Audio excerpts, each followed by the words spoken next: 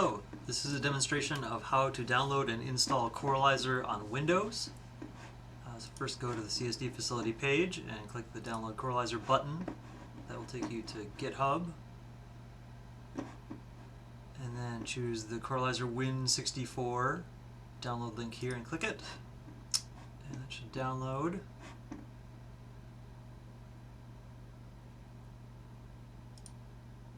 And once it's completely downloaded, I have it here in my downloads folder, you right click on this. It's all zipped and you need to unzip it. So you right click and then you choose extract all, and then just accept the default option here.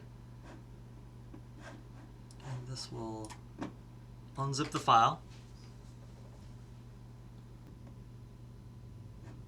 Alright, when that's finished, it will pop open a new window with the contents of the Corelyzer directory.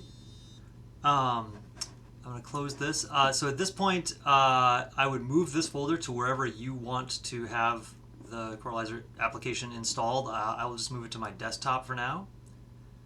Move to desktop. So now if I go to my desktop, the folder's there. If I open that up, to launch Corelyzer, you just double click, but you will the first time get this warning. It's saying that it's an unrecognized app. I promise it's not malware. To run Corelyzer now, you need to click this More Info link and then choose the Run Anyway button. And once you do this, it should never show it again. It's just the first time. And now you can see Corelyzer is starting up. And so the next step will be to, you can click through this if you see a window like this. Just allowing it network access. And at this point, I'm in Corelyzer and ready to load data.